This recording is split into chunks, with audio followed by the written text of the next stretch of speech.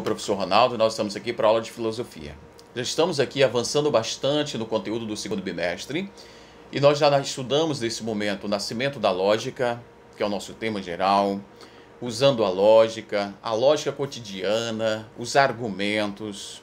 Estudamos na última aula sobre o paradoxo e hoje nós vamos estudar sobre tipos de argumentos.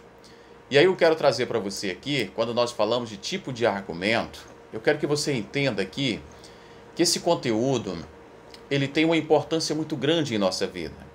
Como eu já tenho falado para vocês, só existe pilantra porque tem gente que é uma anta.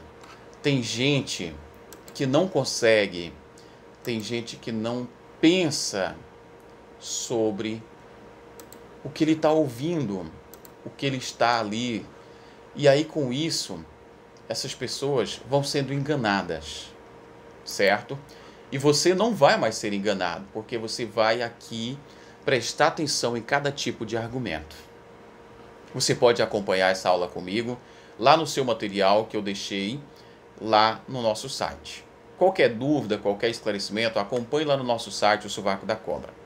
Então, os tipos de argumentos. Nós vamos falar de argumentos de autoridade, o primeiro deles.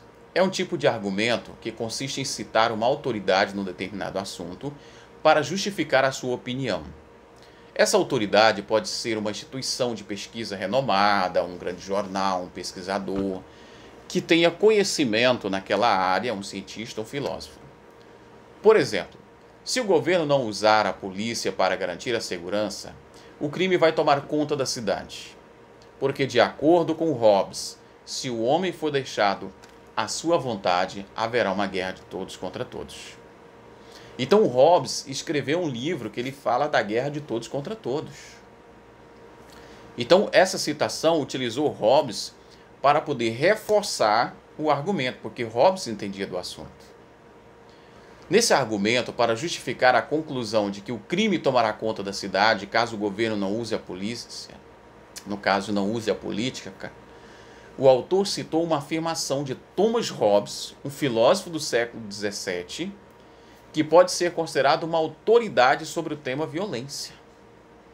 Mas se esse argumento ele for utilizado de forma inadequada, ele pode virar uma falácia, que é a falácia de apelo à autoridade. O que é essa falácia? A falácia de apelo à autoridade significa um argumento, é uma falácia que apela para a palavra ou a reputação de alguma autoridade para validar o seu argumento. Este raciocínio é absurdo quando a conclusão se baseia exclusivamente na credibilidade do autor e nessa posição. Por exemplo, o grande psicanalista Freud fumava, então fumo deve ser bom. Pois é, não é porque ele fumava que todo mundo tem que fumar. O argumento não leva em conta que, apesar de Freud ser uma autoridade de psicanálise, ele não era uma autoridade nos efeitos do fumo. Afinal, o próprio Freud teve câncer devido ao fumo. Olha, porque passou no Jornal Nacional? Olha, você tem que acreditar nisso, porque passou no Jornal Nacional. Será, se só pelo fato de ter passado no Jornal Nacional, se é que passou mesmo, é verdade? Muitas fake news usam nomes de pessoas, usam pessoas famosas para tentar passar uma mentira como se ela fosse verdade.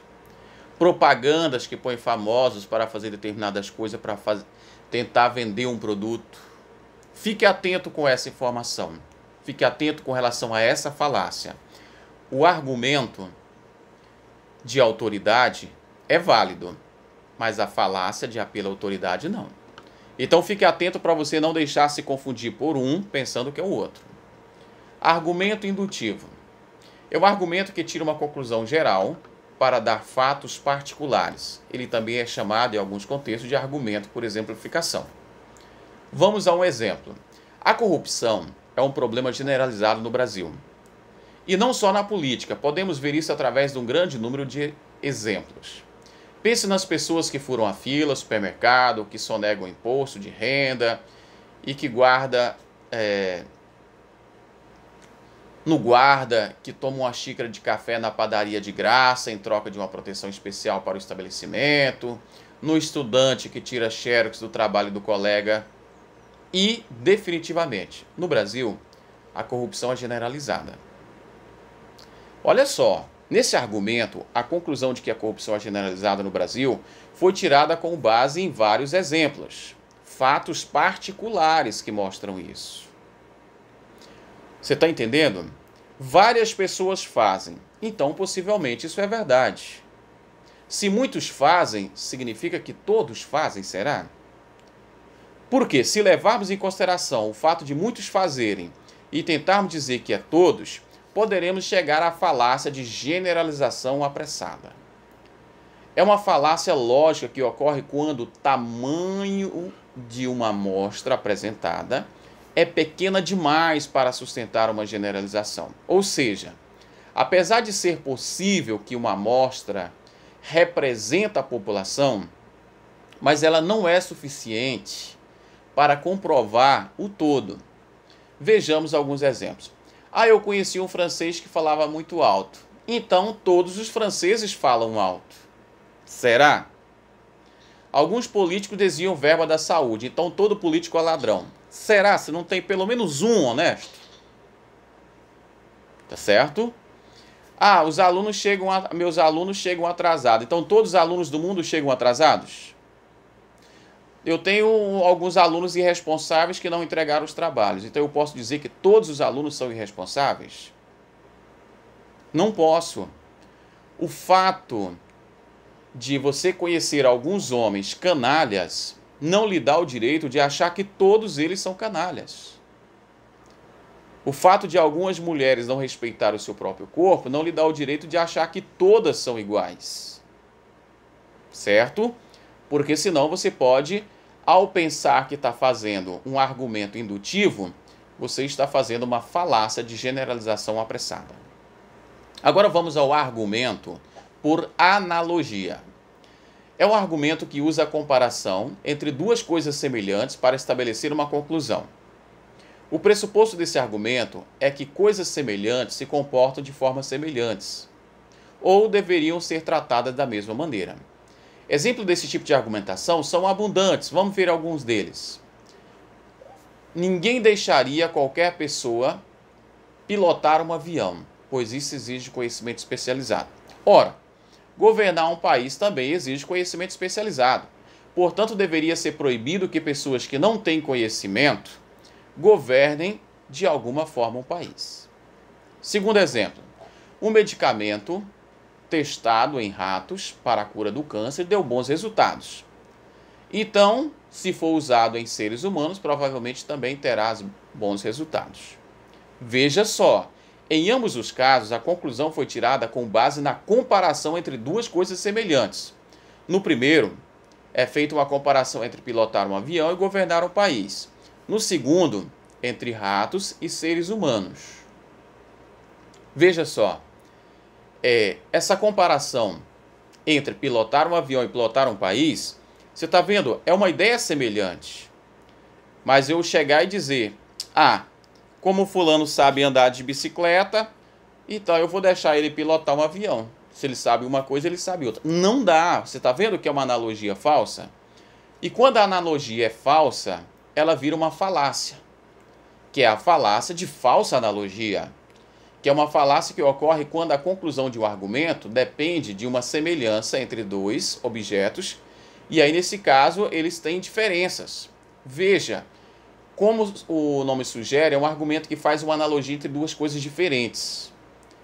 Vamos ver aqui, foi descoberto a cura do câncer do pulmão em seres humanos. Um novo medicamento foi testado em ratos e mostrou uma eficácia extraordinária. Como os seres humanos são mamíferos, como os ratos, e compartilham uma certa semelhança, é certo que se curou câncer no rato, vai curar no ser humano. Você concorda com isso? O fato de que curou o câncer no rato não significa que vai curar no ser humano. Pode ter bons resultados, não a cura. Tá certo? Se ele pode, por que eu não posso? De repente ele tem dinheiro, você não. De repente, ele tem a permissão da família e você não. Não é porque todo mundo pode, todo mundo faz assim que você vai fazer. Essas frases tipo, ah mãe, todo mundo faz assim, todo mundo vai. Por que eu não posso ir? Todo mundo que você conhece, mas não significa que é o mundo inteiro ou que é a cidade toda. Então preste atenção. Ao fazer uma analogia, ao invés de pensar que está fazendo um argumento por analogia, você está fazendo uma falácia por analogia. Tudo bem? E vamos lá mais um, argumento dedutivo. O argumento dedutivo é o favorito dos filósofos, porque leva um tipo de conclusão inquestionável. Se a argumentação fosse uma luta, o argumento dedutivo seria o golpe fatal.